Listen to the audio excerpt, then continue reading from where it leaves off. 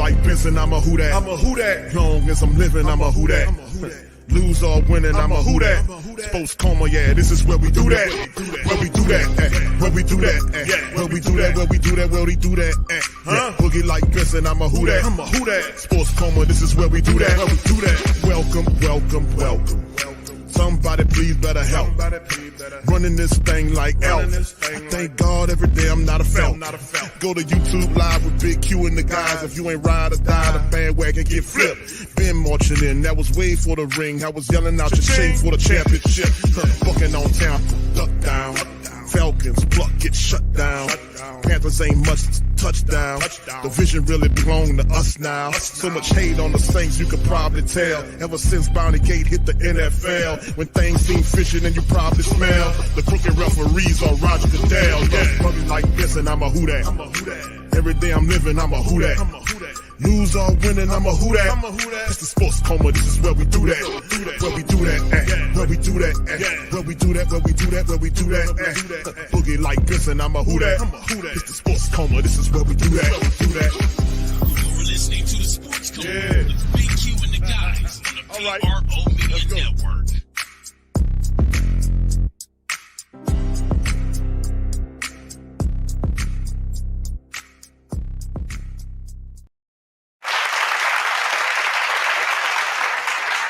All right.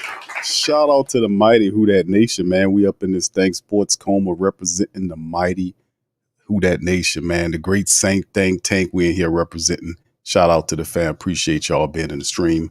Like I've been saying for some time now, welcome, welcome, welcome. You're now rocking with the Sports Coma with Big Q and the guys, where we have intense, entertaining, educating, and enlightening sport talk from your favorite sports fam. What's popping? How y'all doing tonight, man? Hope y'all doing fantastic on this Thursday, man. One more day left for the end of the work week. If you work Monday through Friday, Saints game is Saturday night at 7 Central Time. So big ups to you guys. Appreciate you being in alive on this one, man, as we get it popping and snapping, man. Listen, all I can say is, man, as you can see what's on the screen, man, we're going to talk about it today, man. We're going to talk about it all. So I know a lot of family members count up in their feelings about it, man, but it's all right. But the big news of the day is this one right here. It's the fact that the Saints, man, read up in a surprise move. In a surprise move, the Saints went and they said, you know what? We're going to extend Pete Werner 3 years, a 3-year contract worth $25 million, $17.5 million guaranteed, and puts him here for 2027. So Pete Werner is the future of the Saints linebacker situation, which is very interesting. Was very surprised to hear that an extension got done with Pete Werner. But hey, man, it's a very positive. I like Pete Werner a lot, and it does give the Saints some stability at the linebacker position.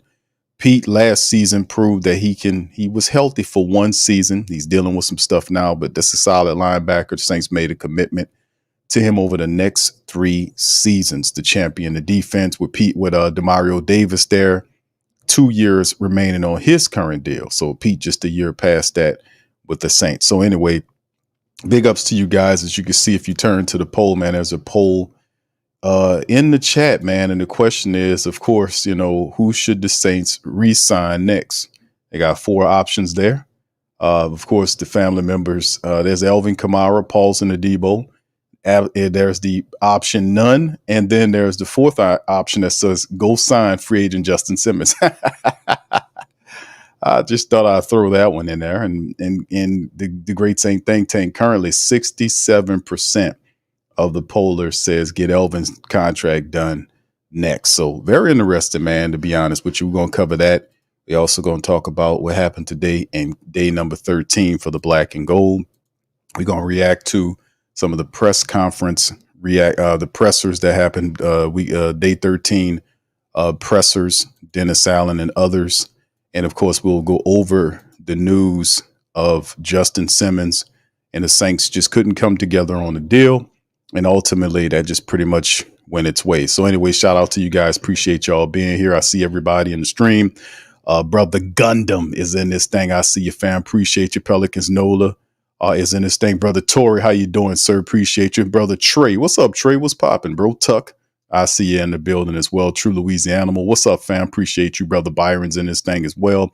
Your boy Cuts, how you doing, brother? Hoffa's in this thing as well. Big ups to all y'all, man. Jason, I see you, fam. Appreciate you as well. Deucey23, big ups to you. Good to see all y'all, man, in this thing. Brother Slim, I see you, fam. Appreciate you, sir. All right, I won't forget anybody here. OG, the OG as always, man. Shout out to the OG as well. What's up, Charles? He says it's hard not to see, but all white players get paid with no problem, but they have all these stipulations when it comes to hold on now. And you don't tip the camel over on that one. You don't. I see what you implied there. Hold on now. That's wrong. I don't do that to me. Hold on. Yeah, Mickey get real sore at you, Charles. You better watch that inferring, bro. Mickey get real sore at you. What's up, Brandon? Shout out to you, sir. Appreciate you. Nolans 504. How you doing? My brother Dre Day in this thing as well. All right, big ups, brother Quavadius as well. Much love to everybody. I appreciate y'all being in the stream, man. Let's kind of jump into it, man, and talk about this thing as well, because this is something that we all knew that, not exactly about the re up with Pete Werner. I'm not really upset about the re-up with Pete Werner. Not at all. I think he deserves it, and he's a very good linebacker. But it's cool, man. So let's just hit this. And Niles wrote this, I think, earlier today. Saints hosted All-Pro DB Justin Simmons for a visit on Wednesday, extending the trip to dinner. And the former Denver Broncos safety, who was cut in March, met with Saints coach Dennis Allen, general manager Slick Mickey Loomis, and members of the coaching staff and several Saints players. And then the quote was, "Look, I thought we had a good visit." That's what Dennis Allen said. "I can't tell you exactly where things stand right now. We evaluated from our standpoint." I think he's going through an evaluation process from the standpoint of where he feels like that is. And of course, at 30 years of age, Simmons, a two-time Pro Bowler, four-time second-team All-Pro, remains highly regarded player with impressive career stats, including 603 tackles, 30 interceptions, 64 pass defense through 8 seasons in the NFL. And also, we talked about that situation. We'll get off into that.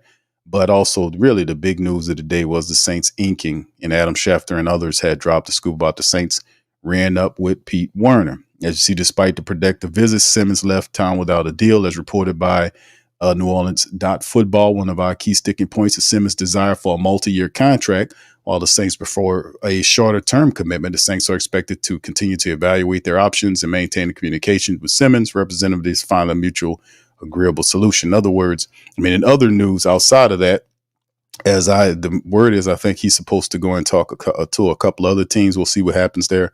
Saints linebacker Pete Werner signed a 3-year contract extension worth over $25 million, including $17.5 million in guaranteed. According to sources, the deal ties Werner to the Saints through the 2027 season. The former second-round pick has had a roller coaster the first 3 seasons, but has shown flashes of brilliance, particularly against the run. Werner's versatility in patrolling the middle or coming up on blitzes provides head coach Dennis Allen with some flexibility. Addition of veteran linebacker Willie Gay Jr. this offseason aims to push Werner to elevate his game entering year number 4. The Saints' recent moves reflect what they're trying to do, ensuring that the continued development of players like Werner is equally important. So very good signing to get Pete Werner. The deal doesn't break the bank, but it does provide the Saints with some it does give them some versatility in terms of what they facing going into the future. Because really, Demario Davis, 2 years remaining on his contract. Then you also have to factor in the fact that the Saints have Willie Gay on a 1-year prove-it deal. And even though there's a lot of potential young linebackers behind in the backup realms, the second round, that's the second stringers and whatnot. You see guys flashing like Anthony Orji and all these other guys, but somebody got to step up too. So the Saints making a commitment to Pete Werner there and moving forward. So I don't think it's a bad sign. It's just a surprise signing because I thought the next guy to get extension on the contract was AK-41 with him sitting there. So, hey, man, what can I tell you, bro? I want to get the deal done with Elvin, but hey, man, it's all right, bro. It's all right. We'll see. You never know with Slick Mickey, man. That deal something might pop coming up next few days. We'll see. All right. So anyway, let's kind of move into the Simmons thing. Shout out to the Saints Wire they delivered this scoop right here. Now, we talked about this on the previous stream when we went over the Justin Simmons situation. I talked about him liking money. And hey, man, you know, the brother wanted more years, according to what we just read, like we showed you with Nick Underhill and them drop. But here's what Newswire came up with. It's been a minute since the Saints hosted a trendy name in free agency on a visit, but Simmons is meeting with a team on Wednesday. He take a physical, and this is pretty much what he said. You know, it already happened. What Joe Seaman talked about. Now, quote, the consummation of a deal will come down to Simmons' comfort with how he'd be utilized if the team can meet his camp's financial mark. Josina reported, Josina Anderson, that is, says he's looking for clarity in his role on defense. Would he be starting and where? In the box, over the top, or moving around from one play to the next? And most critically, the money must make sense depending on where you look. The Saints have somewhere between 11 million and 14 million in cap space, so they can afford to make a competitive offer. We've seen veteran safeties with comparable resumes to Simmons agreeing to these deals. And then you see the contracts that he kind of threw down there. Quadri deal, Diggs on a 1-year deal at $3 million. Adrian Amos, 1 year, 1.2. Eddie Jackson, 1 year, 1.5. Jamal Adams, 1 year, 1.2. That's a lot of Pro Bowls to be signed near minimum deals. But the safety market has been depressed this summer by teams refusing to pay more than that. So we'll see when Simmons land. He's got the strongest resume and the best game tape of the bunch, so he has grounds to ask for more money. But the Saints could offer him something like $5 million base and probably outbid their competition. We'll see how it develops. I like what Nick Underhill was basically saying was that Simmons wanted more years on his deal, not so much a 1-year prove-it deal, but looking for more years there, so to speak. So pretty interesting, man, to be honest with you, with the whole Justin Simmons thing. And he's out of the building, as you guys know. And a lot of people are like, oh, man, but then for the Saints, how crafty they are, you get the kind of the bad news on Simmons going, and then the re-end up with Pete Werner, the kind of, okay, we got Pete Werner for 3 more years. So there you go. All right, so anyway, man, how do y'all feel about that, man? The Saints kind of moving on without Justin Simmons. I think we'll be okay based on what happens there moving forward. So anyway, let's keep it moving. Let's get on to the next item of news right here, fam, as we kind of go into this right here. This shout out to the NOLA.com. This is Tom's Picayune. Shout out to them, Brother Gundam. Thank you, sir. Appreciate you becoming a member of the channel. Thank you. Fuck to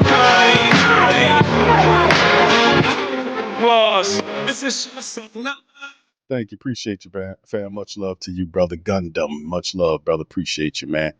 All right, let's get into this. To some of the Saints observations for day 13. How about that, man? We getting long in the tooth, man, as we get more closer and closer to the time. A couple of highlights to share with you guys.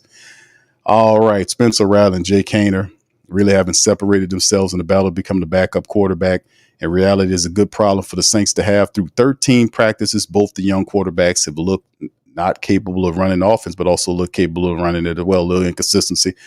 But from various reports, Tom's Picayune feel like they're neck and neck. A lot of people, including myself, see Jake Haener slightly ahead of Spencer Rattler, but that could change, man, as we get through these games. Training camp practice only a simulation of the real thing, though.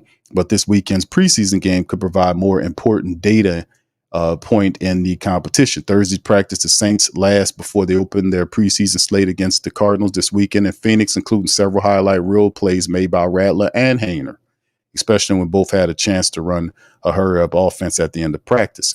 The pair had been trading off between the second and third team offense on a daily basis. Thursday was Rattler's turn to lead the twos. He made one of the best throws of the day during the second team period, in which he launched a deep ball down the left sideline to Kevin Austin Jr. Rattler saved his best for last, operating a 2-minute offense. In the end of the game situation, he completed 5 of 6 passes while hitting 4 different receivers. Austin was on the receiving end of 2 big plays, hauling a touchdown in the corner and following that with a 2-point conversion. Not to be outdone, Haener completed all 6 of his attempts while guiding the third team, firing a rapid sequence of completions to Michael Jacobson twice, Kevin Radar, and Marquez Callaway before he saw an opportunity with Samson Nakua running down the middle of the field in single coverage. He threw a perfect pass, allowing Nakua to leap and make the play in the end zone for a touchdown. about 25 yards. Haener followed by converted his 2-point conversion and by hitting a radar in the end zone. If the rest of the preseason plays out the way, the Saints will have a difficult decision between the two to make. That is a good place to be.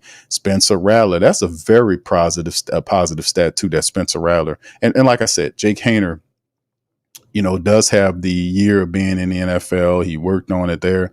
But like Spencer Rattler, can he be a fast understudy to kind of step in that job? That's a real big thing. So a lot of the people that tell me, hey, man, Q, I want Spencer Rattler to kind of, to be the starting quarterback. Well, Spencer Rattler can help himself if he can beat out Jake Haener for the backup spot. And if something happened to Derek Carr, if an injury happens or whatever the case may be, Spencer Rattler might get an opportunity to play if he can beat out Jake Haener, man. So for my Spencer Rattler guys out there, that's the way he gets there. Oh man, people just don't like Carr, man. Oh, man, I hear it all the time, man, with the people, man. People's like, man, Q, can Spencer Rattler? Spencer Rattler gave him a hot shot or something. Spencer Rattler, hey, man, Q, Spencer Rattler, man. Spencer Rattler, he can start. Like, bro, calm down, bro. Calm down. You're going to bust a vessel. Nah, Spencer Rattler beats out Jake Haener, becomes the backup quarterback, the number 2 on the list. And if something happened to Derek Carr, guess what? He'll get an opportunity to start and that's how he would get it in there. But just bear in mind, he's still a rookie. And I know a lot of people believe in Spencer Rattler. He's a good young quarterback, but he has a ton of stuff to learn. But the best the man can do at this current juncture of time is simply just beat out Jake. Q. Oh my goodness, man. Y'all, they be just making me laugh. But I know y'all believe in that's all good. I'm with you, man. I love it. All right, attendance. The following players did not participate Thursday practice. Ugo Amadi with a groin. Equimius St. Brown had hamstring issues. Stanley Morgan with a hip. Bub Means with a shin.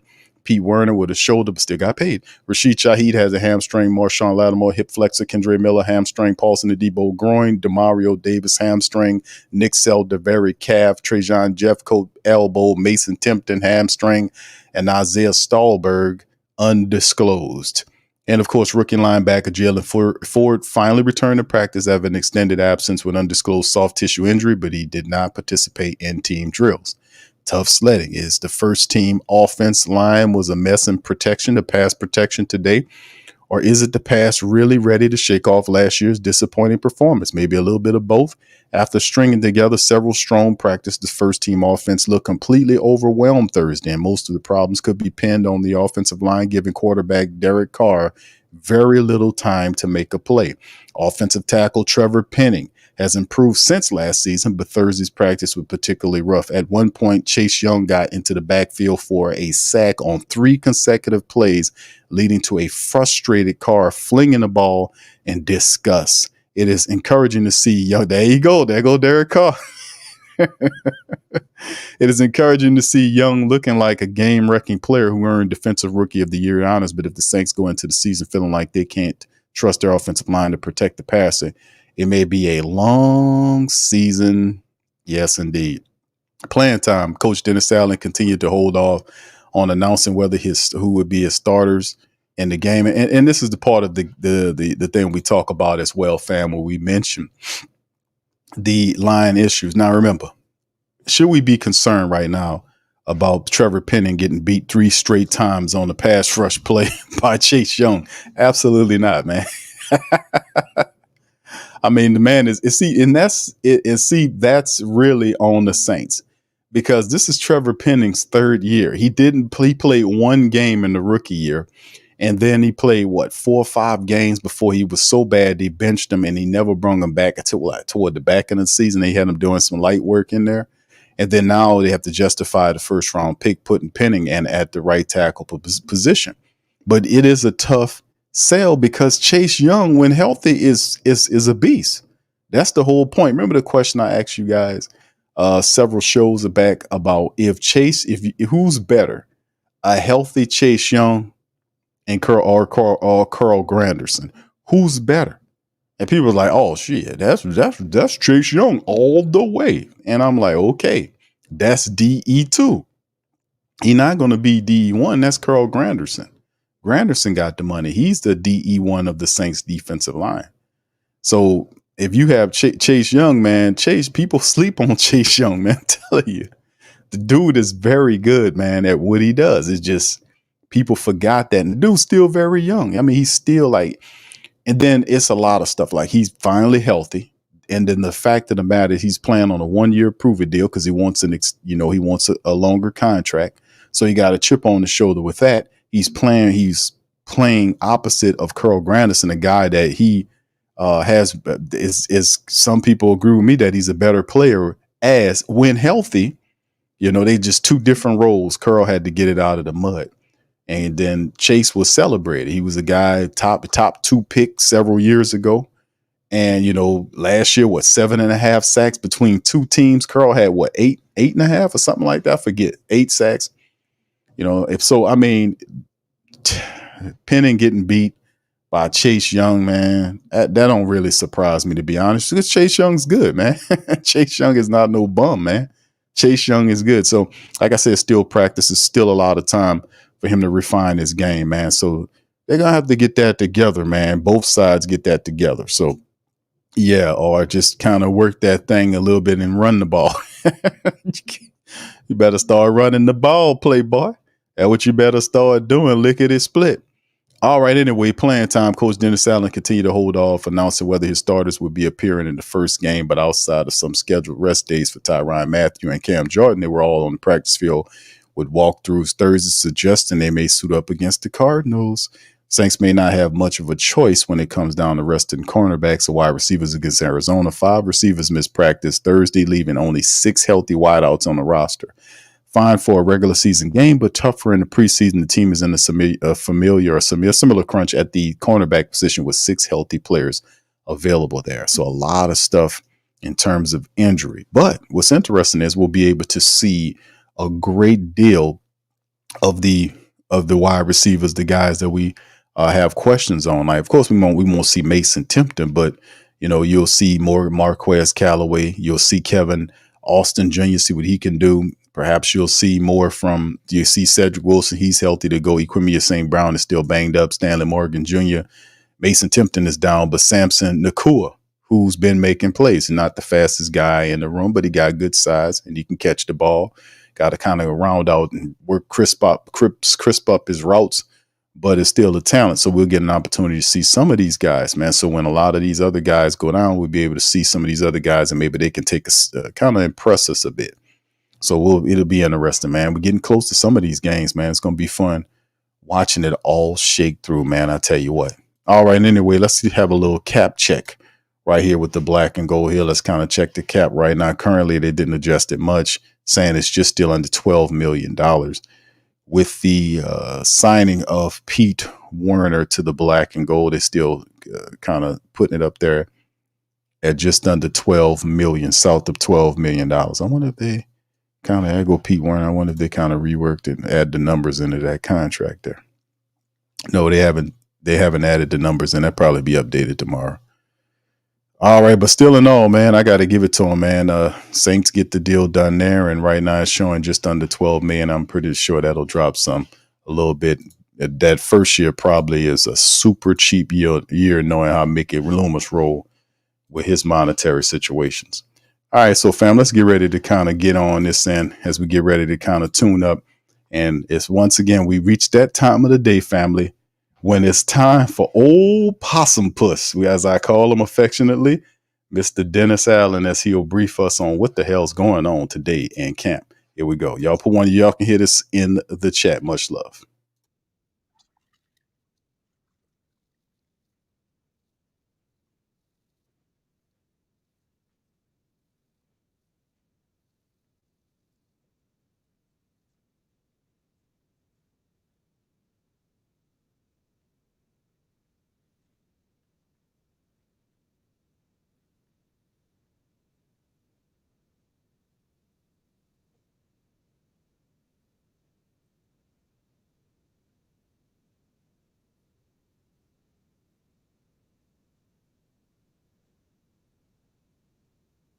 it won't be. It's not going to be anything complicated from a game plan standpoint. We're not spending a ton of time in a game plan process. I want to get our guys out there and let them play football. So that's the plan. That was the end of game, 2 minutes. Those scores. In the game 2 minutes with 7-3. But we weren't. The scores were just the scores. Okay, the scores were just the scores. All right. I don't mind them having 3. I'd like for us to have more than 7. All right. This Banner situation different because he missed the other day and minute 40 left on his drive. Well, look, it kind of what part of the deal was. I wanted to get the 1s and the 2s a little bit of a shorter 2 minute, try to get their legs back under them a little bit, and yet the third group is the group that's going to be out there at the end of the game in this first preseason game. So I wanted to give them more of an opportunity to work a 2 minute drive. It just so happened that today was a day that Jake was running with the 3s today, so that's why that went that way. The 1s, the last play you guys whistled at that, was there something there you didn't want to throw it? Yeah, I didn't want to work the Hail Mary. Yeah. Coach Allen, will we see Derek Carr on Saturday night? Yeah, we'll talk about it tonight as a staff and make a decision on what we're going to do with all of our guys in terms of whether they're going to play or not play. Again, I haven't had any communication with players at all in terms of what we're going to do, so until I have an opportunity to do that, I won't discuss any of that publicly. Dennis, so you did play all the starters in the first game. Is there any reason to reconsider that strategy last? I mean, was there anything? You just go work a different angle. Well, because we won't talk to you again, I'm just curious what you're weighing this versus this. Yeah, look, I don't know that it's necessarily anything that I'm weighing. I think it's we haven't really discussed that as a staff, and I certainly haven't discussed it any with the players. So, I've got some thoughts in my mind, but I think prior to doing anything or making any type of statement, I think we go in, we talk about it with the staff, personnel guys, and we'll have a good plan as to what we want to do. What do you think where your pass rush is right now in this state of training camp? Yeah, look, I've seen some encouraging signs. I've seen some things that I like. We still haven't played a real game yet, so I'm probably not ready to go and make any bold, claims in terms of where we are from a pass rush standpoint. But I think there's been some signs of some guys that can help us. You guys extended Pete Werner. Just what kind of camp have you seen him have? I know you guys kind of had a little challenge there for him. How have you seen him respond? Yeah, look, I think he's responded. I think, up until the injury, I think he was performing at a really high level, and I think Pete's a guy that's going to be, a cornerstone piece for our defense as we move forward. And so, you guys usually find that stuff out before I do anyway, and so. I knew that was in the works, but I appreciate you breaking that story for me. But it's good to get a guy that you feel good about that stands for all the things that you believe in and the way that we want to play football, and to be able to, lock one of those guys up for the future is good. Was that related to his response at all? Like, do you think if he hadn't shown you what he had in camp, maybe there would be? Well, I think it's a combination of a lot of things, right? I mean, look, Pete's played good football for us. So it's not like he didn't play good football for us last year. Would we have liked for it to maybe have been a little bit better? I think both of us would say, man, there's some areas that we can improve on, right? But yet, we brought in, a guy like Willie Gay to come in and compete. I don't think that's any different than any other position. When we have good players and we have a chance to bring them in, we let them come in and we let them compete. And I think Pete responded well. So I don't know that it's necessarily because of the way that he responded. I think that was something that we would have been interested in doing regardless. Dennis, how was the visit with Justin Simmons, and where does that kind of stand now? Yeah, look, I thought it was a good visit. And so I can't tell you exactly where that stands right now. I think this is one of those deals where we have a chance to sit down and visit with him in a number of different fronts, myself, Mickey, coaching staff, even some of the players get a chance to sit down with him. Him get a feel for us get a feel for him, and then we evaluate how that went. We evaluate it from our standpoint. I think he's going through an evaluation process from his standpoint of where he feels like that is. I'm sure there'll be some communication, from our people to his people, and we'll see. So I think it's over. I guess he left already. Yeah, I think he left this morning, if I'm not mistaken. Were you interested to see how this the new kickoff will play? Yeah, because I don't think anybody knows how it's going to play out. It's never been done before. There's obviously been some things that have been done that are similar, but this actual kickoff has never been done before. And so I think, You're going to see a lot of different things throughout the course of the preseason. I think the coaches that are able to adjust the best to the new rules and figure it out, the faster you're able to do that, I think those teams are going to, take advantage of it. And so I think this will be our first opportunity on Saturday night to actually see what this, kickoff is going to look like in a live situation. So yeah, in answer to your question, I'm interested to see how it plays out. What will you be looking for in the backup quarterback competition? Necessarily, but this all doesn't matter.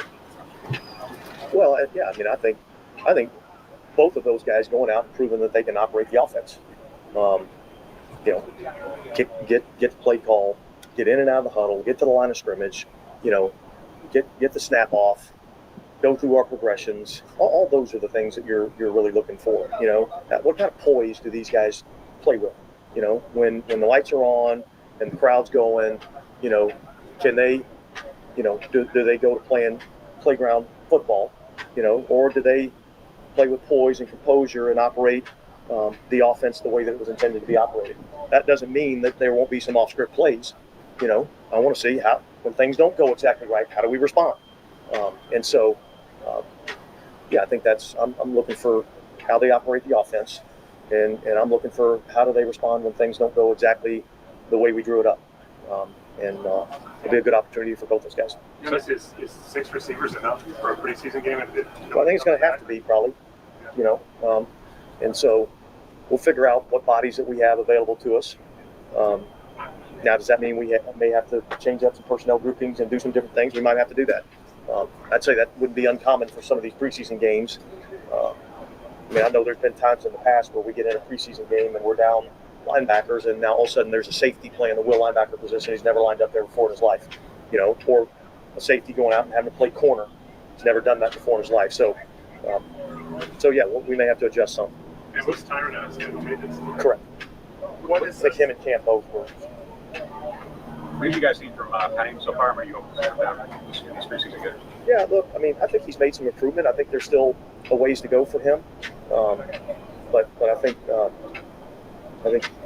he's made some improvement, in particular in the run game. I think there's still some areas in the passing game that we got to get shored up a little bit. And look, I think he's getting challenged every day. I think our ends present a pretty good challenge for him. So I'm encouraged by the direction that he's heading. But yet I'm not ready to sign off on it quite yet. What is Stanley Morgan doing? Hip. Jalen Ford, he was back. What was he had groin surgery last season? Is that just the maintenance for that, or did something else pop up during camp? No, he had a different soft tissue deal that he was dealing with. We got him back out here a little bit today. We'll see where he's at tomorrow. I don't know exactly what his availability is going to be yet for the game, but I don't anticipate him being out for much longer. As we said, some players like Mario be able to progress and work off to the side. We haven't seen that from Marshawn yet. Where is he at in that process? Going through the process. Everybody's at different spots in the rehab process. All those guys are doing everything that they're supposed to be doing. They're working hard at the rehab process. Matt's been out here. He's been engaged. I'm pleased with what I've seen out of him. Certainly, we'd love to get him out here sooner rather than later, and yet each guy's different, dealing with different injuries. Some maybe a little more significant than others. How do injuries kind of affect the guys that – I mentioned this idea kind of with Kendra Miller, but a guy like Mason Tipton who needs the preseason experience to show that he can make the roster, but yet they're hurt right now. How does that kind of change your thinking? Yeah, it makes it hard to make the team, and so guys that have injuries, they got to be doing everything that they can to get themselves back out here as fast as possible. Different guys are in different positions. There's guys that we have more experience with and more volume of information on that we feel like it's a lot easier for us to make decisions on. And then guys that we don't have as much information on, makes it more challenging to make those decisions. So I think it's important for all of these guys, and in particular the young guys that haven't proven themselves. I think it's important for them to get healthy and get back out here. Because the only thing I can do is I can only evaluate what I see out here. And so if you're not out here for me to evaluate, then it's hard for me to make a determination that you're one of the best 53 to be on our team. All right, thanks, guys. All right, Dennis Allen, man. There you go. Round of applause for DA, y'all.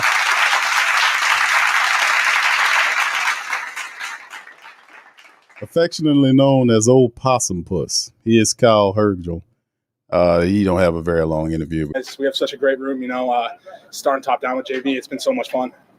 It seems like you've been able to move up the depth chart here a little bit, at least by the day. What have you kind of made of your progress that you've been able to? Yeah, I just show up every day, do what I'm told. I'm just ready whenever my number's been called, and just keep trying to progress, get these coaches to trust me, and keep elevating, listening to the older guys in the room, which have helped me a ton. Guys like Lucas Patrick, Eric McCoy, Caesar. I just listen to them, kind of watch what they do, and try to emulate as much as I can. But a guy like Lucas, shout out to him. He's helped me a whole lot since I've been here. What's he been telling you? Just to keep being yourself, right? Believing in yourself. That's the biggest thing as a young rookie, right? And having that confidence. And he's telling me every day, just keep believing in yourself, be confident in what you're doing, because it's good football. So, what's been the progression of where they had you, where they were installing and teaching you this offense, and then how much you've moved? Yeah, I'm pretty familiar with offense. I played in college. I played for Matt Applebaum at Boston College, and it was pretty similar to what we run here. But honestly, I just show up every day, and I'm doing what I'm told. I'm not worried about anything. Like I said, I just listen to the guys in the room and continue to do my best every day. Unless you report to the preseason game. Oh, it's awesome. Yeah, I've never been to an NFL game before. So, yeah, this is my first one. I got pretty good seats for it. Yeah, I got pretty good seats for it, so I'm looking forward to it. You got anyone from your family or anything? Yeah, I got a couple of family coming, yeah. Yeah, it's cool. They're making the trip from Canada, so, yeah, I'm looking forward to it. You were drafted in the CFL, right? Did you think that was going to be a possibility for you? Or Yeah, it was pretty cool. Signed here first, and then the draft was a couple days later. Yeah, I went to Saskatchewan with the third pick, and it was pretty cool. I'm focused 100% solely on this mission, but it's always nice to be recognized in the Canadian League, especially watching it as much as I did growing up.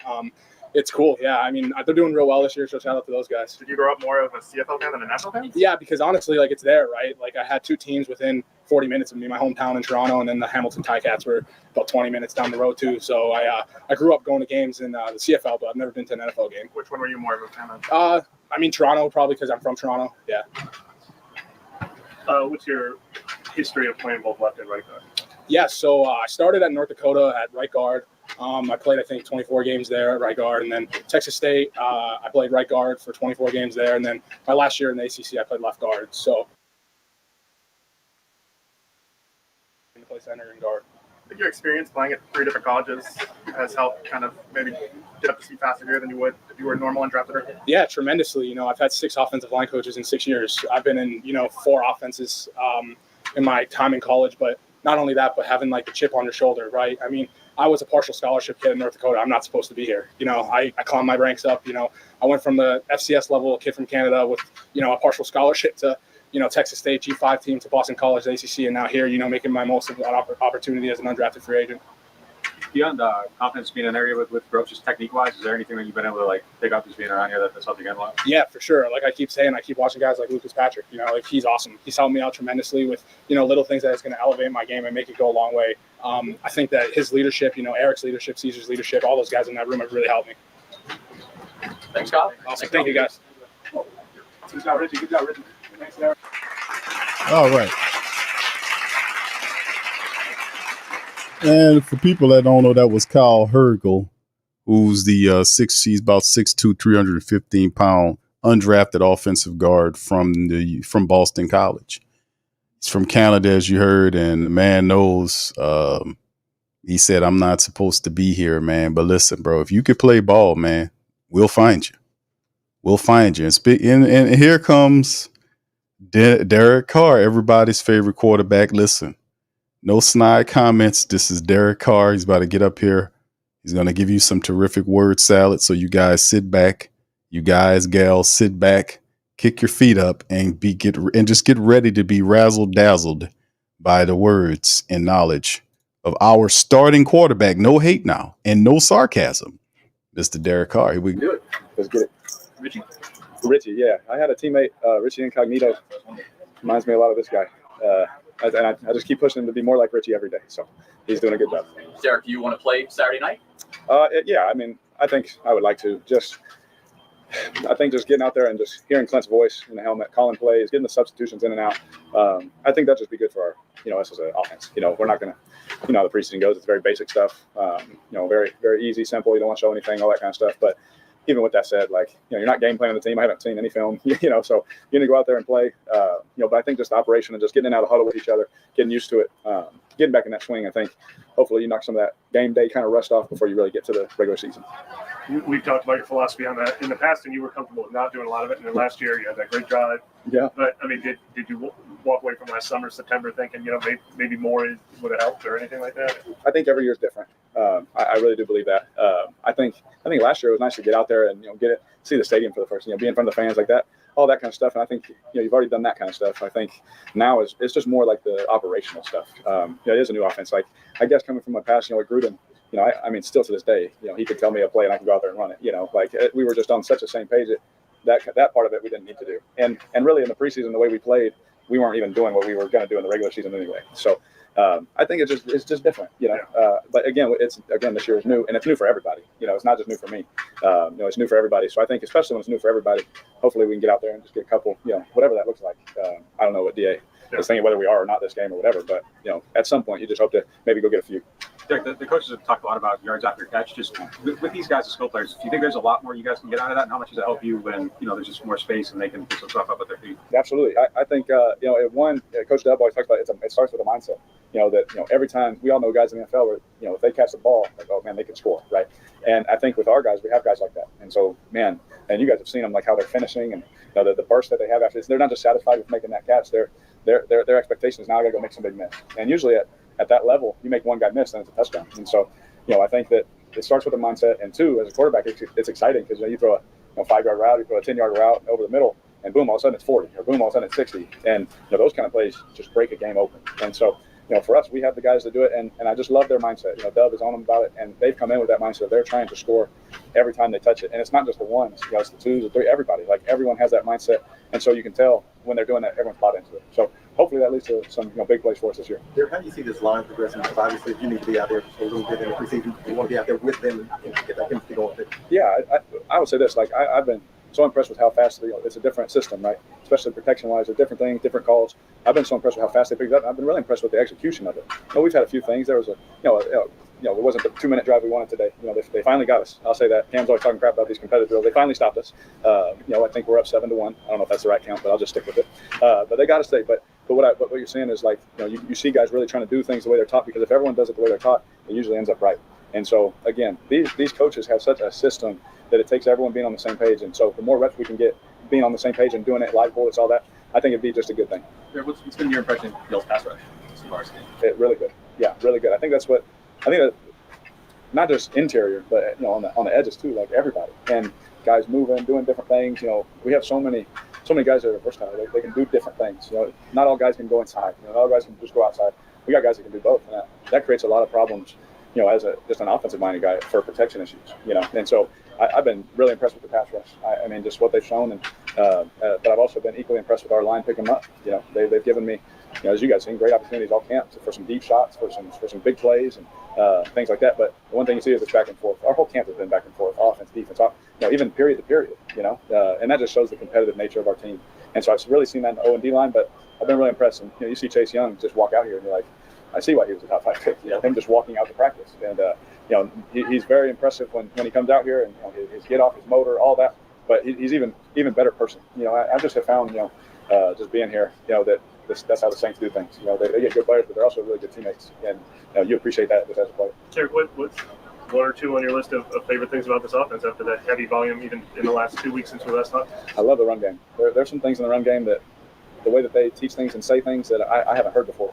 And that's I'm not saying this to be funny, but it's like I got a lot of offenses that I've been in. I've been in a lot of different offenses. I've been in some offenses that have won Super Bowls. But some of the certain details on everybody's plate, like all 11 guys, is really, really cool. And we can all look back to this history of this offense and see like guys that ran the ball well, and you're like, wow, now it makes sense. You're like, oh wow, that makes sense.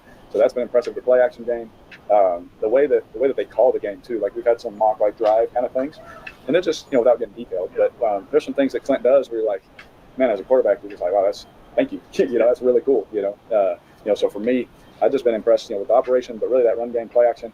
I mean, it all looks the same for the first 4 to 5 steps. And in NFL football, that's an eternity, so it makes it really hard on defenders. So it's been cool to see. Alvin used a word that made a lot of sense to me to describe it. He said intentional. He said everything seems very intentional. Is that rarer than we would think in an NFL offense? It is. I would say this, and it's going to sound crazy when I say this, but the most impressive thing about our offensive coaching staff is that every single voice is saying the exact same thing, believes the exact same thing, and they're all into it. And so you can take, it's crazy to think that would be impressive, but that is an impressive thing. Like from this guy to that room, they all see it and say it the same way. So there is no gray area. Like today, if I miss on a step, I'm gonna get called out there. You got to be on that step because he's expecting to hit it here. It's like, and it's that intense every day. And as a player, you appreciate that because you're held to such a high standard, and you just try and meet it every day. The run game is where you expect it to be, where y'all want it to be with. How much does that help you do your job? I think that with this offense, that everything is off of that. So we got to establish that. We got to be able to do that.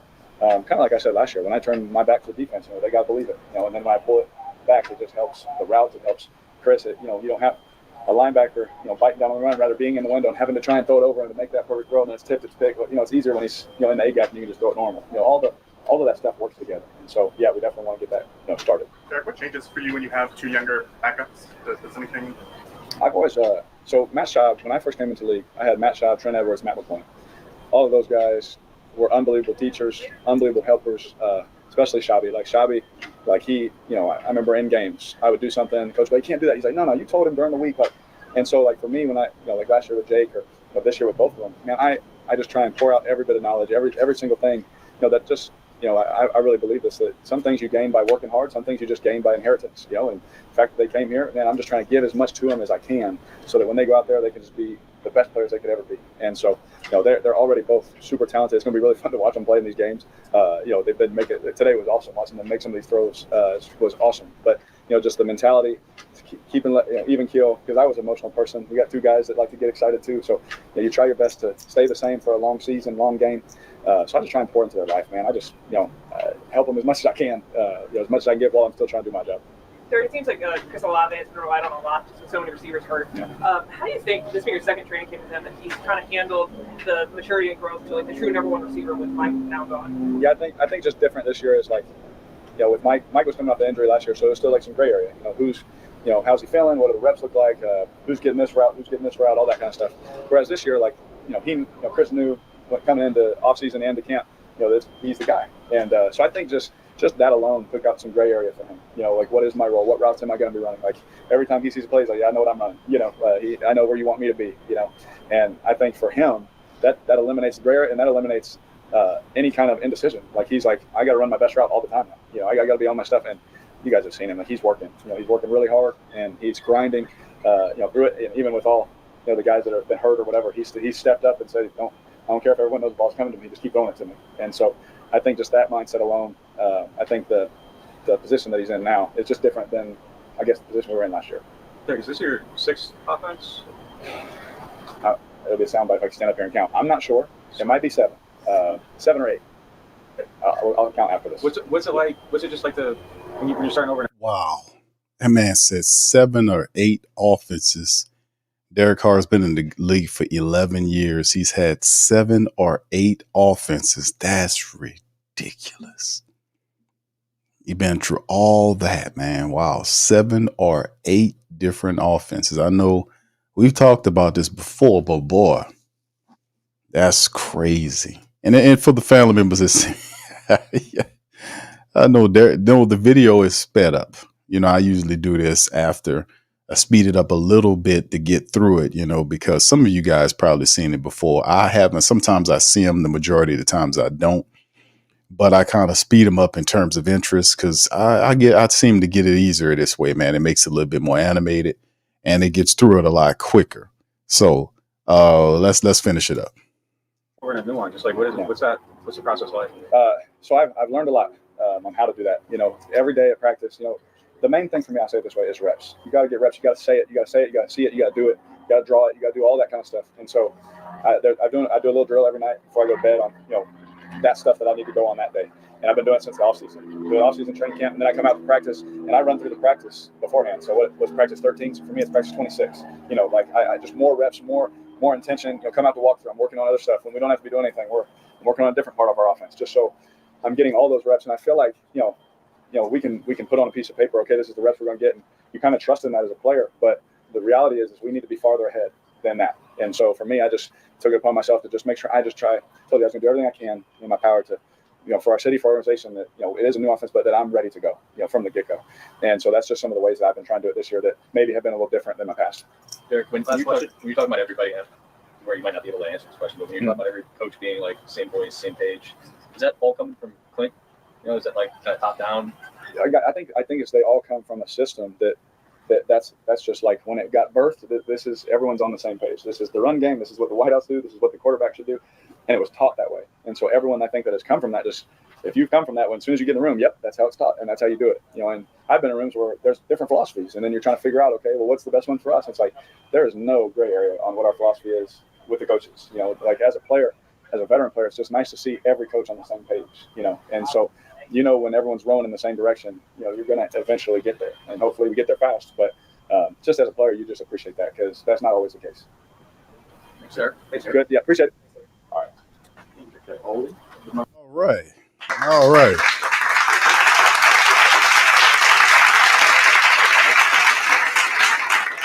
All right. Shout out to Derek Carr, man. That was fun listening to DC break it down, man. Talk about what the offense, how he feels about the offense, the practices, some insight on Andrew Janoku, Clint Kubiak, how detail-centered those guys are as well. So very interesting. We give our starting quarterback a round of applause. And let me just share with you, we got another quarterback that I want to play for you. Just going to just talk to you guys for 19 seconds to kind of brighten your day. Here's Jameis Winston. Here we go. Practice, you can knick-knack, this, that, patty whack, give a dog a bone. Deshaun Watson is going to turn it on. He always going to find a way to shine when the lights come on. I think that's one of the things that a lot of people forget. When you can go out, you can see practice, you can knick-knack, this, that, patty whack, give a dog a bone. Deshaun Watson is going to turn it on. He always going to find a way to shine. A lot of people forget. When you can go out, you can see practice, you can knick-knack, this, that, patty whack, give a dog a bone. Deshaun Watson is going to turn it on. He always going to find a way. What is he talking about? Don't you just miss that, man? Don't you just miss that? What is he talking about? This dude. That's one of the things that a lot of people forget. When you can go out, you can see practice, you can knick-knack, this, that, patty whack, give a dog a bone. Deshaun Watson is going to turn it on. All right, just imagine. Okay, listen. Just imagine Reverend Saint doing that shit, all right? Just imagine that. How funny that'll be. Just imagine that. When you can go out, you can see practice, you can knick-knack, this, that. You go out and see practice, you can knick-knack, patty whack, give a dog a bone. Deshaun Watson is gonna take it home, baby. He gonna take it home. Knick-knack, patty whack, give a dog a bone. That is typical James. When you can go out, you can see practice, you can knick-knack, this, that, patty whack, give a dog a bone. Deshaun Watson is going to turn it on. He always going to find a way. Oh, man, I miss Jameis, man. Don't y'all miss Jameis? Put JW in the chat, man, if you miss Jameis Winston, man. Put JW in the chat. Listen, if you miss practice, you can knick-knack, patty whack, give a dog a bone, because Deshaun Watson is going to take it home, baby. Going to take it all the way home for you. Just love Jameis, man. Man, I miss all that, man. I ain't going to lie, man. Look at all the JW. T said, I don't miss it. I don't miss it. Man, listen, man. That's typical Jameis, man. All right, so anyway, let's keep it going, man. If y'all got a few questions, please feel free to throw it in the chat, man. I want to share this with you. Shout out to Matt Paris over at the NOLA.com Times Picayune. He's been keeping this really nice list for the Who Dat Nation of injuries that occurred on this spreadsheet. I just give him a shout out, man, for his good work here, because I don't think too many people have put it together like this. And you can see He got it all documented. Kendre Miller, in the issues, the hamstring, and some notes to go along with it.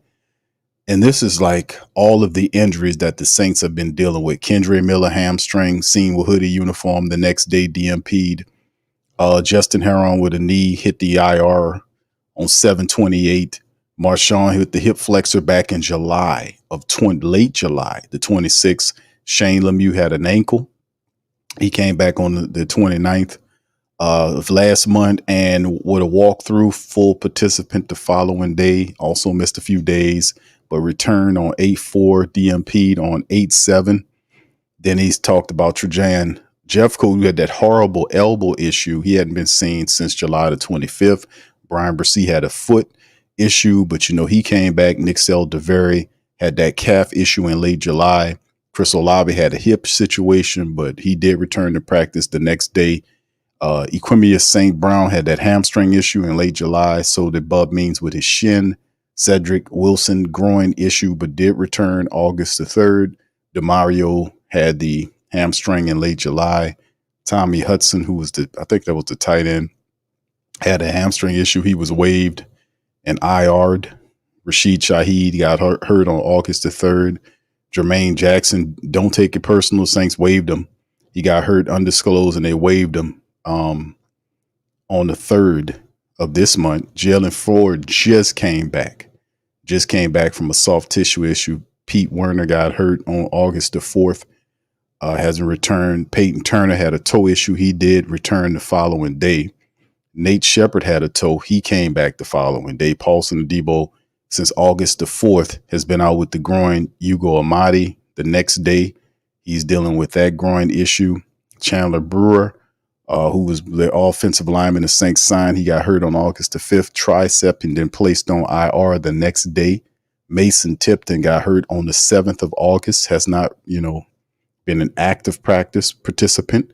Isaiah Stallbird is undisclosed. And Stanley Morgan Jr., who's the speedster kick returner, got hurt on the 8th.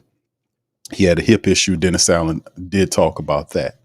So that's a few things right there to kind of go over with the black and gold, man. And listen, it's a lot of these it's a lot of injuries going on. But like I said, a lot of these players will be available for the regular season matchup. So it'll be cool just to watch all that get going.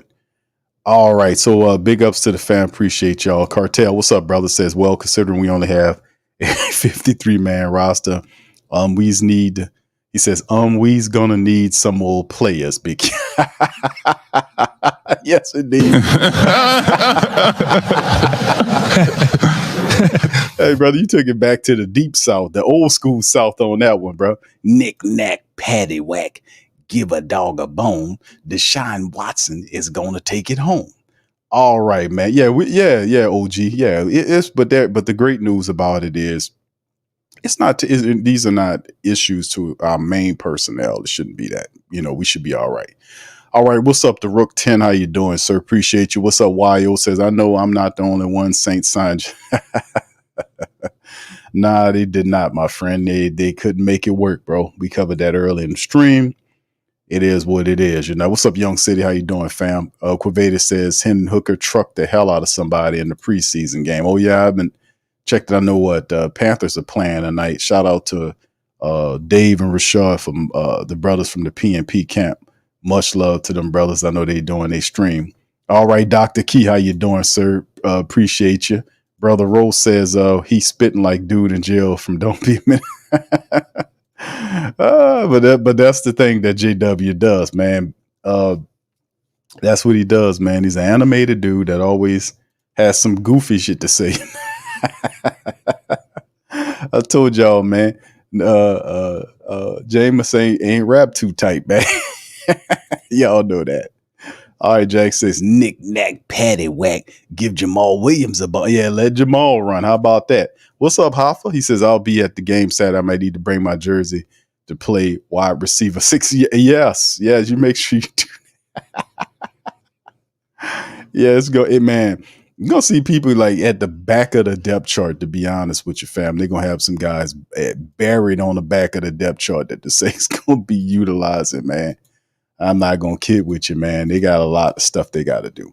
But anyway, listen, man, we're going to get ready to get out on that. Listen, I appreciate you guys for chiming on this episode of the show. We'll be popping up back here tomorrow on our Friday stream. It'll be the Saints versus Cardinals preview show. We're going to go over the perceived depth charts for the upcoming preseason game. That is on Saturday at 7 o'clock Central Time, man. My time anyway. Check your local listings if you're outside of my time zone to figure out when the game will be on. But if not, then if you can't get the game, just tune into the coma, baby. Well, we'll be doing the live play-by-play.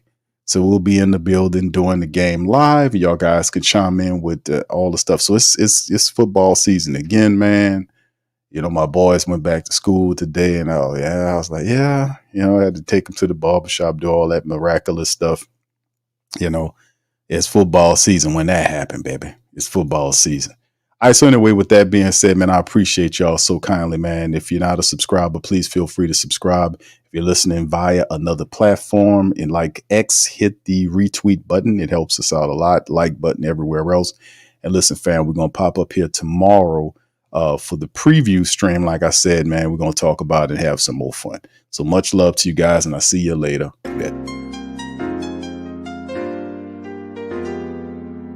Yeah. Boogie like Benson, I'm a who that. I'm a who that. Long as I'm living, I'm a who that. Lose or winning, I'm a who that. Sports coma, yeah, this is where we do that. Where we do that, where we do that, where we do that, where we do that, where we do that, huh? Boogie like Benson, I'm a who that. I'm a who that. Sports coma, this is where we do that. Where we do that. Welcome, welcome, welcome. Somebody please better help. Running this thing like elf. I thank God every day I'm not a felt. Go to YouTube live with Big Q and the guys. If you ain't ride or die, the bandwagon get flipped. Been marching in, that was way for the ring. I was yelling out your shame for the championship. Bucking on Tampa, duck down. Falcons, pluck, get shut down. Panthers ain't much touchdown. The vision really belong to us now. So much hate on the Saints, you could probably tell. Ever since Bounty Gate hit the NFL, when things seem fishy and you probably smell the crooked referees on Roger Goodell. Yeah, probably like this, and I'm a who that. Every day I'm living, I'm a who that. Lose or winning, I'm a who that. It's the sports coma, this is where we do that. Where we do that, where we do that, where we do that, where we do that, where we do that. Boogie like Benson, I'm a who that. It's the sports coma, this is where we do that. You're listening to the Sports Coma with Big Q and the guys on the PRO Media Network.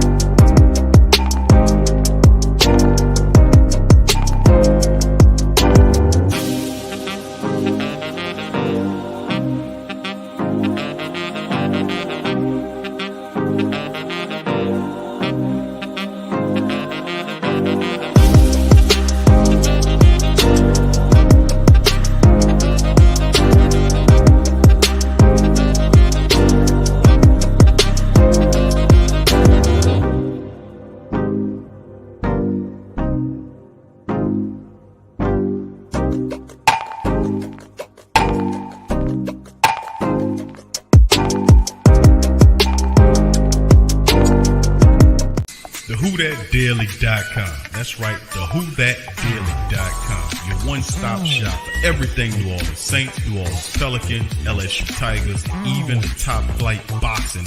So if you're a Who That and you're looking for a place to stay up on your team, WhoThatDaily.com is your site. The WhoThatDaily.com for the sport Who That in all of us. That's right, the Pro Shop is the platform store where you can go and buy all the latest merch to support the platform. Available at the Pro Shops, we have dozens of hundreds of products available for you and your family. Unisex tees for men and women, hoodies and sweatshirts, tank tops, kids and baby items, long sleeve tees, mugs, pillows, wall art, bath bedding, face masks, phone cases, stickers, bags, fanny packs, socks, hats, and many other items. Please feel free to check out the Pro Shops. The link is in the description section below. And remember, it helps the platform continue to grow. Check out the Pro Shop and who that too.